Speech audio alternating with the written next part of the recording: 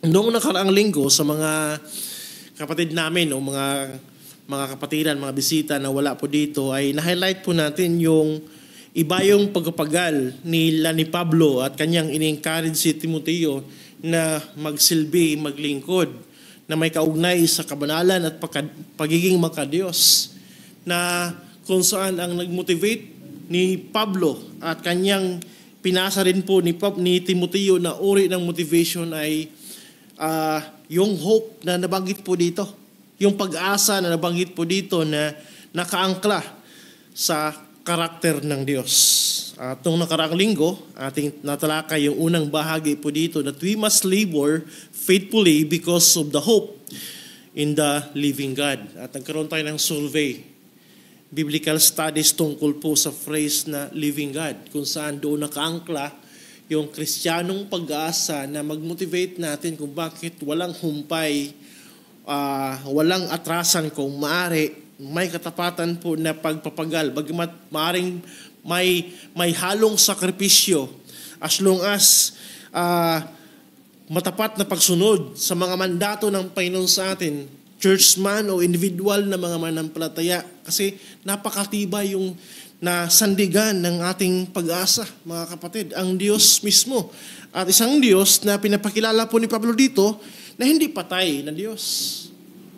Diyos na buhay, hindi lang po isang Diyos na tila bagay kumikilos, pero mayroong emphasis, mga kapatid, na source of life, o kaya minsan pa nga sa lingwahe ng Old Testament ay pinapakita dito yung isang Diyos na nag-uumapaw yung energy, nag-uumapaw po yung buhay, nag-sustain, hindi lang naglikha, nag-sustain po sa lahat ng bagay.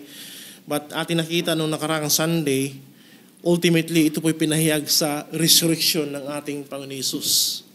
No? Sa panahon na nagpunta yung mga alagad upang hanapin yung katawan ng ating Panginoon Hesus sa libingan na buksan na ang rebuke ng anghel. Bakit ninyo hinahanap ang buhay sa mga patay? So hindi po nanatiling distant ang Diyos, hindi siya nanatiling malayo sa atin. Nag-intervene po siya sa kasaysayan upang ipakita sa atin that indeed God is a living God.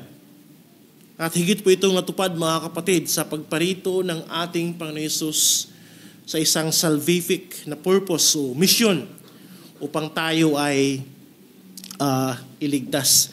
So malawak po ito, no? Yung basihan ng kataga ni Pablo na binanggit na yung pag-asa na nakaangkla sa Diyos na buhay, sumasalahat actually sa lumang tipan, yung paano niya pinagtanggol ang kanyang bayan sa mga paganong bansa na ang Diyos mismo yung nangunguna sa pagkipaglaban. Nabanggit natin nung nakarang linggo na hindi po train yung mga Israelites sa mga labanan kasi nga palipat-lipat sila palagi silang na-exile sa kanilang kasalanan. Kaya kung mayroong mga labanan, lalo na kapag malawak na mga labanan, si Yahweh yung nangunguna. Ang ni-require lang po ng Diyos sa kanyang bayan ay magtiwala sa Kanya, sumunod sa Kanyang specific na mga instruction. At patunay po yan na lahat ng mga maling pinanghawakan ng tao, lalo na yung mga piki ng mga Diyos-Diyusan, ay hindi po makatagal. Itong Diyos ng Biblia, Diyos ng Israel, Diyos ni Abraham, ni Isaac, ni Jacob. So sa mga makatuwid, mga kapatid, yung paliwanag ni Paul dito na upang hindi tayo mapanghinaan po ng loob sa ating patuloy na pag-persevere sa lakad ng buhay Kristiyano na naghangad talaga na lumago sa kabanalan, mayroon tayong historical basis. Because our God is the God of history. Na pinakita niya kanyang lubos na kapangyarihan and ultimately nahayag po sa ating Panginoong Hesukristo. At pangalawa na inintroduce po ni Pablo dito, mga kapatid, sa ating talata sa 1 Timothy 4 verse 10, kung saan itong pag-asang ito ay nakaangkla hindi lang sa Diyos na buhay, kundi Diyos na tagapagligtas. Kaya yung pangalawang bahagi ng ating diskurso ngayong umaga, mga kapatid, that we must labor faithfully Because our hope is in God who is our Savior. Is sa Diyos na ating tagapagligtas. So bilang observation lang, yung Savior po dyan ay hindi lang po nakatumbok sa ating Panginoong Hesukristo. Walang duda na si Kristo po ay Savior. But sa paggagamit ni Pablo, itong Diyos dito na binanggit sa verse 10 ay nakatumbok po sa Diyos Ama. Yung Savior na nabanggit po dito ay napapaloob sa Diyos Ama. At hindi po mali na ating ituring po ang Diyos bilang Savior din. Kung bakit inaangkla ni Pablo yung Kristiyanong pag-asa sa ganyang karakter ng Diyos po ay tagapagligtas, referring sa Diyos Ama, ay napakayaman po yan mga kapatid. Unang bahagi dito na tinitingnan po ng mga nag-aaral, partikular sa text na ito, kung bakit kailangang isigit ni Pablo yung ganyang kataga, yung ganyang attribute kaugnay sa Diyos Ama, kung saan sa Kanya nakaangkla yung ating pag-asa, dahil yung Savior po dyan, mga kapatid, ay tumutukoy po upang i-rebuke o kaya turuan yung mga mananampalataya, maski na yung citizen, mga mamayan doon sa Efeso, dahil ang alam ng nila at the time na benefactor yung source ng maaaring mga magandang bagay sa ating panahon, ayuda, yung ganyang concept na maaaring pinanggalingan po ng isang mabuting gawa, sustenance sa entire po na society ay yung emperor. Yan yung kaisipan ng mga tao silong po sa Roman Empire that halimbawa si Nero o kaya si Caesar is the benefactor sa lahat ng mga citizens ng kanyang kaharian.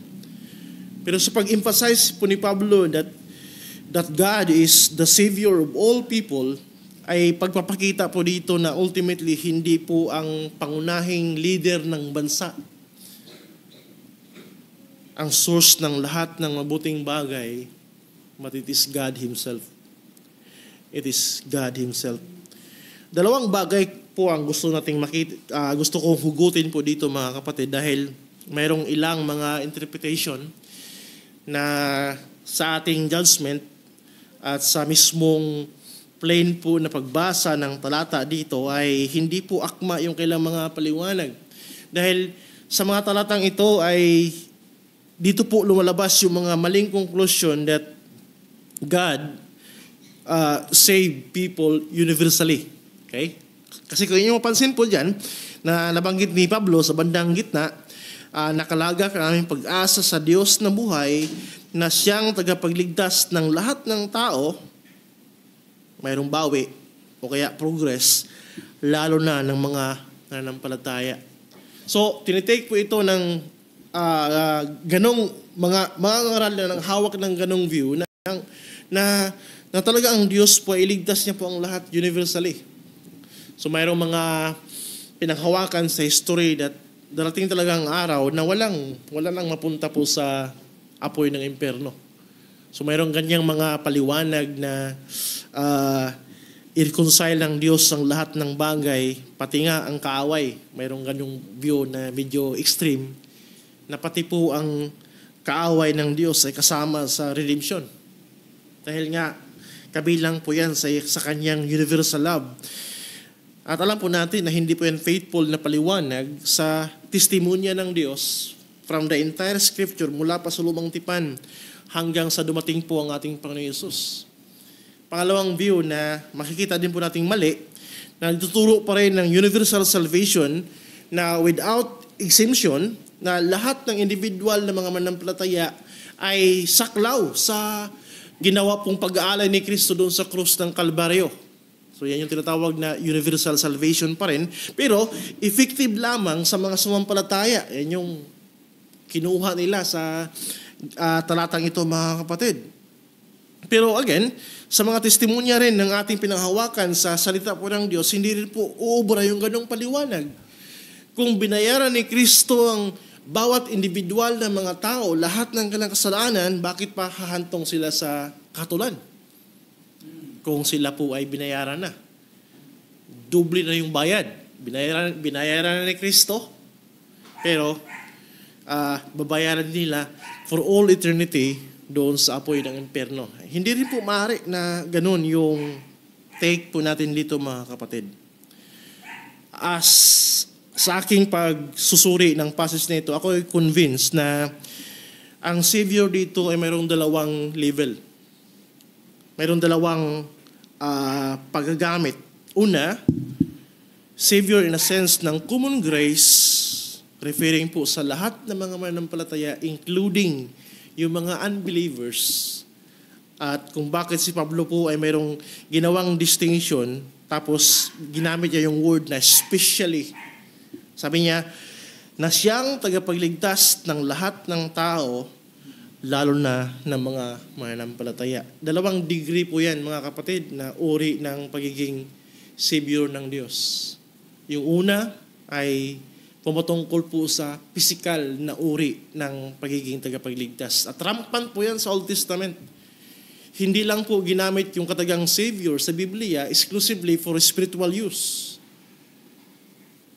Kundi maraming mga instances na ang pagiging tagapagligtas po ng Diyos ay ginamit po sa lahat o sa maraming mga bagay, maging sa simpleng pagpreserba, pagsustinto, pag-provide ng mga mabuting bagay sa lahat po ng kanyang sangnilikha. Kaya nga tayo, meron tayong doctrine po na pinanghawakan sa Biblia na common grace, na ang Diyos po ay mabuti sa lahat po ng kanyang sangnilikha.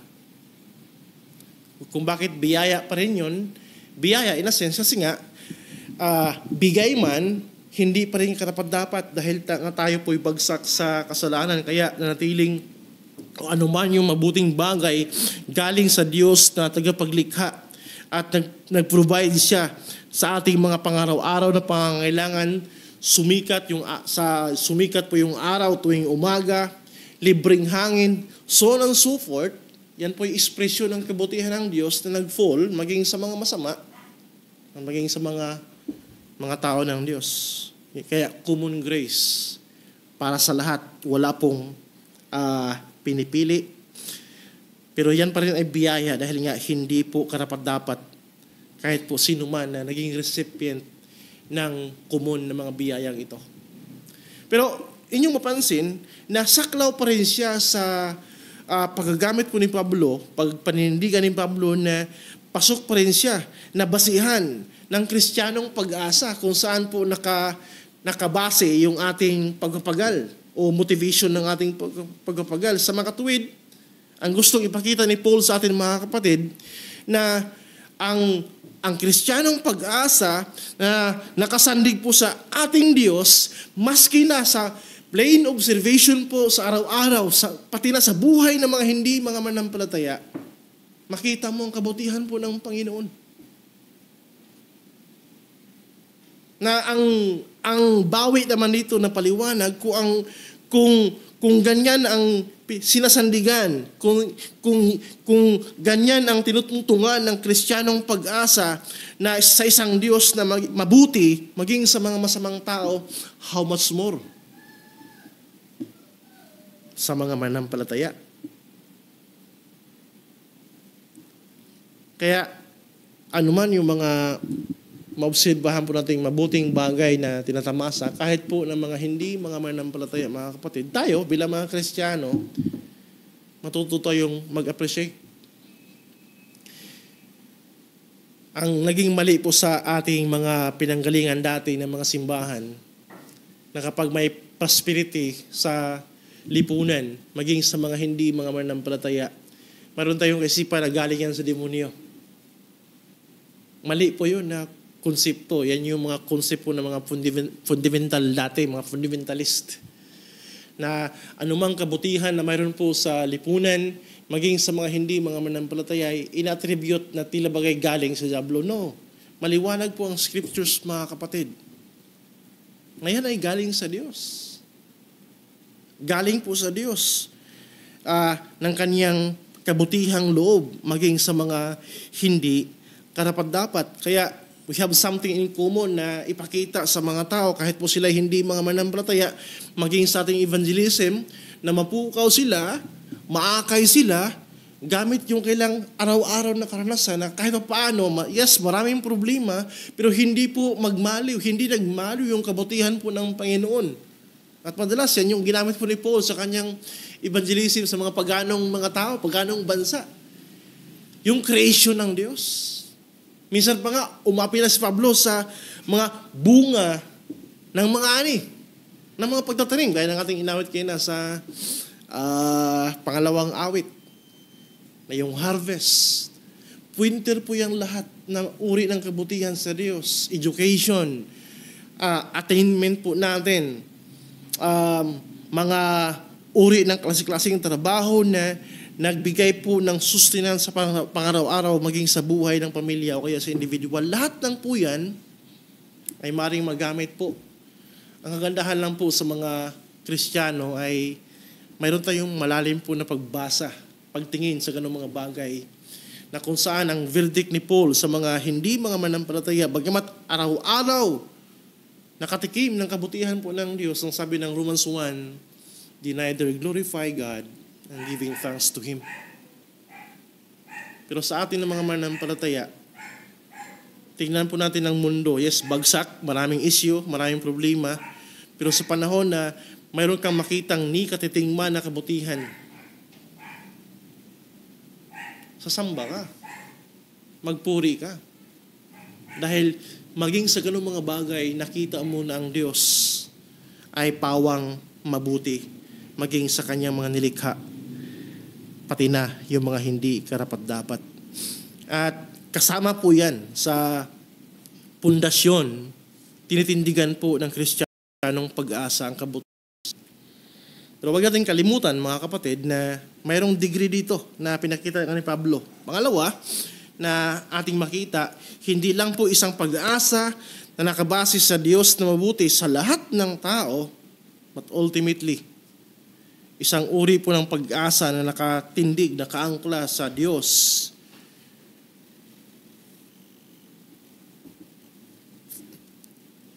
Na mabuti maging sa pagtugon sa pinaka problema ng tao. Walang iba kundi ang kasalanan at ang kapahamakan. Sabi diyan, nakalagak ang aming pag-asa sa Diyos na buhay na siyang tagapagligtas ng lahat ng tao, lalo na ng mga nananampalataya. So ang komparasyon po dito ay hindi sa punto na may ginawa ang Diyos na spiritual salvation para sa mga hindi mga mananampalataya at mayroong pang uri ng salvation higit sa mga mananampalataya. Hindi po ganyan yung komparasyon sa talata. Gaya ng ating paliwanag. Bagkus ang komparasyon, yung unang uri po ng pagiging Savior ay generic, pangkalahatan, physical. Pangalawa, dahil ginamit ni Paul yung word na especially to those who believe, ay may kinalaman po yan sa espesyal na pagdiin ng Panginoon pagdating po sa usapin po ng kaligtasan. Dahil nag-require na po ng pananampalataya. At alam po natin, lingwahe po yan ng redemption, mga kapatid, kay Kristo.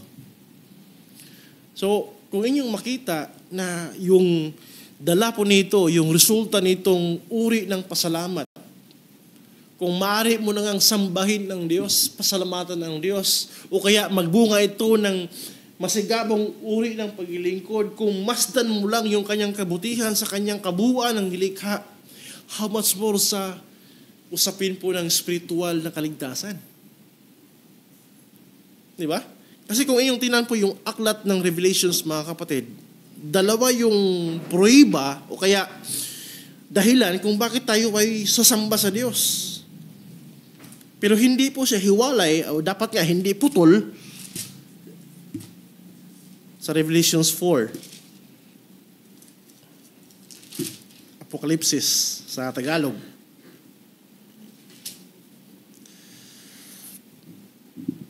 Verse 11.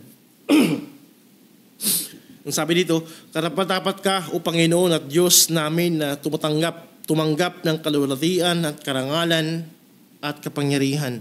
So yan po yung language ng doxology, worship. ang paliwanag po ni Apostol John kung bakit kailangan o necessary yung kanyang utos na gawin, sambahin ng Diyos, luwalhatiin ng Diyos, bigyan siya ng parangal. Ang paliwanag niya, sapagkat nilikha mo ang lahat ng mga bagay. So, ating makita, mga kapatid, by virtue of creation, nanawagan na po yan ng pagsamba. Hindi pa yan usapin ng spiritual ng kaligtasan. Na kung saan marami din po mga tao nag-fail.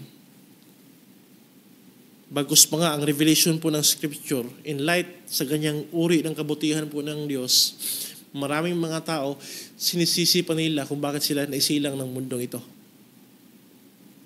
Pero dapat labanan po yung ganong konsepto. Dahil ang mismong pagkalikha natin, ang mismong pag-exist po natin dahilan o kaya rason na tayo po'y sumamba sa Diyos.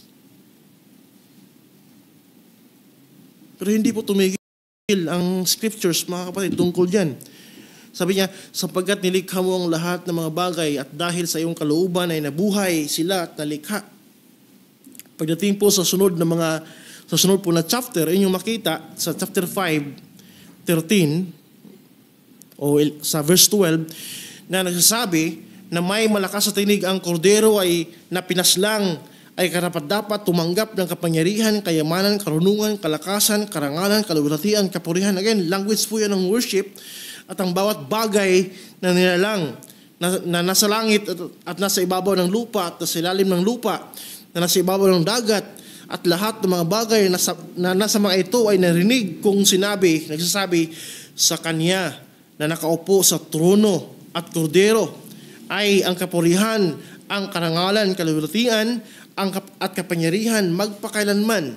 At ang apat na nilalang na buhay ay nagsabi, Amen. At ang matatanda ay nagpatiripa at sumamba.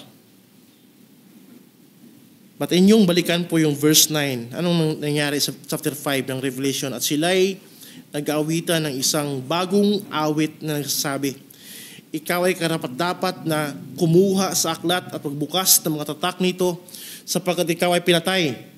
Sa pamamagitan ng iyong dugo ay binili mo para sa Diyos ang mga tao mula sa bawat lipi, wika, bansa. Sila inyong ginawang isang kaharian at mga pari sa aming Diyos at sila'y maghari sa ibabaw ng lupa. Nakita niyo po yung connection? Hindi lang po tumigil si Juan na sambahin ng Diyos by virtue of our creation o bilang created beings. Mayroon pang higit na dahilan. Redemption because of the Lamb of God para sa mga mananampalataya. Kaya kung ating balikan po yung ating passage po sa 1 Timothy, mga kapatid, dubli-dubli ang rason po natin na magpagal ng mahusay, ng may katapatan. Kung ang creation nga na punong-puno ng kabutihan, sustinas ng Diyos, maski na ng hindi mga mananampalataya, nakikita po natin, hindi natin kayang bilangin yung mga bagay na yun, how much more, especially to those who believe. Kung napakayaman na, bagamat halo po, tainted by sin, ang anumang mayroong mabuti nating makita sa lipunan, sa creation po ng Panginoon bilang bumagsak ng kasalanan, sa kasalanan, pero kung ibaling natin yung ating pagtingin sa napakalawak na gawa ng Diyos ng kaligtasan, napakayaman even before the foundation of the world hanggang sa pinakadulo ng ating wakas ng buhay na ito and for all eternity, yung unfolding po ng pagpapala ng kaligtasang ito. Hindi ka maubusan ng rason kung bakit si Pablo ay gano'n na lamang ang paraan, ang diwa ng kanyang paglilingkod. Pagsusumamo na akayin po yung kagaya ni Timoteo at mga mananampalataya na sundan ninyo ako sa paraan ng itong uri ng paglilingkod. Dahil mayroon akong itong uri ng pag-asa na nakaangkla sa kabutihan ng Diyos. Hindi lang po sa mga pansamantalang bagay, kundi isang uri ng kabutihan na umaabot maging sa pagtugon ng pinaka-problema ng tao sa kasalanan. Dahil kay Kristo ay may kaligtasan para sa mga sumasampalataya. At yung pagkuha ni Pablo sa Diyos Ama, mga kapatid, at kanyang tinagurian na Savior, especially to those who believe. Again, historicalin po yan. Isang uri po ng history na hindi lang saklaw yung lumang tipan, kundi yung pag-attribute ni Pablo sa Diyos Ama bilang tagapagligtas, nangahulugan po yan na sa Kanya nanggaling yung plano ng kaligtasan. Sa paghikayat ni Pablo kay Timoteo, mga kapatid, tungkol sa pagpagal ng may katapatan sa buhay ng makadiyos at buhay makabanalan, ang ginawa ni Pablo dito ay mga motivation po na kumbaga ang source ay ang Diyos mismo. Hindi lang po kung sino siya, pati na po sa kanyang ginawa, lalo na sa usapin po ng pagplano at pagtupad ng kaligtasan. Indeed, God is the great author of our salvation. Kung tayo po'y umatras sa 1 Timothy 3, verse 16. Sabi diyan, walang pag-alinlangan, dakilang hiwaga ng kabanalan, kahit sa laman, pinatunayang matuwid sa Espiritu, nakita ng mga anghel, ipinangaral ng mga bansa, sinasampalatayanan ng sanlibutan, tinanggap sa itaas sa kaluwalhatian. No, lahat ng po yan, mga kapatid, ay napapaloob sa isang Diyos na describe ni Paul sa verse 15 tungkol po sa ating Ama, Diyos Ama.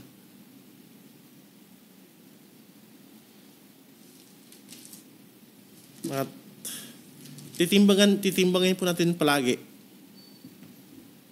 Bagamat parang awkward minsan na, Pastor, gusto mo bang bumalik tayo sa panahon ni Pablo? Wala tayong ganong patuturo. Pero yung palagi nga nating marinig sa kanyang mga reflection, mga kapatid, anong mayroon sila na wala tayo?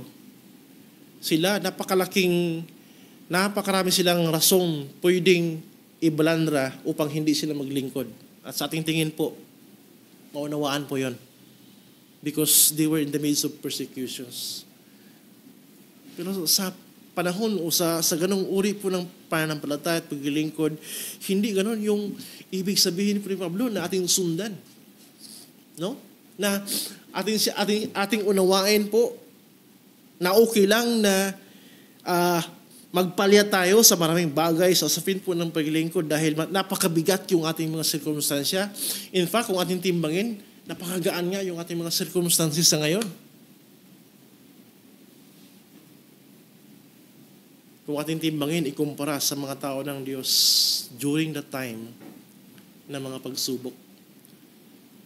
Pero I hope hindi mabago yung source ng motivation po natin. Wala man tayo sa punto ng persecution, maaaring mayroong mga pag-uusig, ibang version, ibang pressures. Pero ang kagandahan po sa ating panahon, wala pong isang tao sa labas, otoridad, na pinagbawalan tayong maglingkod sa Diyos na ito. And yet, hindi ka maubusan. Maraming mga tao, even professing believers, hindi maubusan ng napakaraming laksa-laksa mga paliwanag, rason na nagpapalya palagi sa kailang pag-express ng pagmamahal, pagsamba, devotion, paglilingkod sa Panginoon at paglago sa kabanalan. At magsisi tayo, ating hayaan po na isipin na ang pinanghawakan ni Pablo kung saan nakaangkla yung kanyang pag-asa ay parehas sa atin. Mayroong sabihin kong tila bagay spiritual na pagpiga sa ating isipan, sa ating puso kung bakit ang napakayaman na pinanggalingan at tinutungtungan ng hope ni Pablo na nagmotivate sa kanya na maglingkod ng ganong uri ng paglilingkod ay hindi nakita sa ating panahon. Kung nakita man, purihin ang Panginoon at manalangin tayo, mag-asam tayo na, Lord, more pa. Dagdagan mo pa, Panginoon, yung paggagamit mo sa akin. At dahan-dahang maiwasan, dahan-dahang maibsan yung aking malimit na tendencying gumawa ng mga alibay upang hindi ikaw ay tapat kong paglingkuran. Napakayaman ang pinanggalingan po ng pag-asa na mayroon si Pablo, na nag-translate sa kanya, na sa kanyang paglilingkod bilang Kristiyano, kahit na hindi lang bilang apostol, but bilang Kristiyano na nakaunawa sa napakalawak na kabutihan ng Diyos, especially sa kaligtasan na mayroon siya. Ang realization po ni Pablo, ang buhay ko ay buhay na nawa mainam at mayamang sisidlan ng Diyos, vessel na kanyang gamitin ng katapatan, ng may katapatan at na may paglago, na walang humpay despite sa mga hamon. At hindi tayo binigyan ni Pablo, mga kapatid, ng mga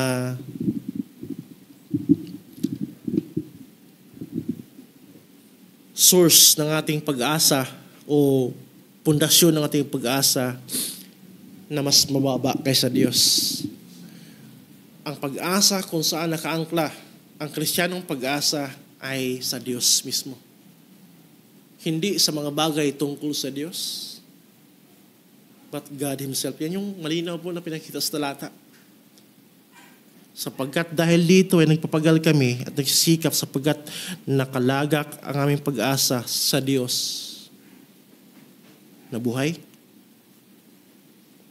na siyang tagapagligtas ng lahat ng tao, lalo na ng mga mananampalataya. Kung ang tao po, kahit mga mananampalataya, ay matuksong humiwalay sa ganong source at basihan ng pag-asa, diyan po magsimula ang paglihis sa hamon po ng katapatan. Kaya ang hamon sa atin ay i-sustain nawa ng Diyos. Tayo rin po magpagal na nawa, Panginoon, yung aking puso, yung aking isipan ay nakaukit, talagang nakapako sa iyo lamang. O anumang mga pressures, mga circumstansya na darating sa akin, hindi po mauuga sa punto na lulugmok at lalayo. Dahil napakayaman ang tinitindigan ng Kristiyanong pag-asa. Ang Diyos mismo, ang kanyang karakter mismo, lalo na sa kaniyang dakilang kaligtasan, pinaplano mula sa eternidad, and the rich unfolding of this salvation is even for all eternity ay ating malasak. At mag-ana ito sa atin ng paglilingkod sa ngayon, pagsamba, hanggang tayo po'y makapiling sa Diyos na sinabi ng talata, Diyos na buhay, but hindi lang Diyos, indeed, our Savior. Tayo po'y manalangin.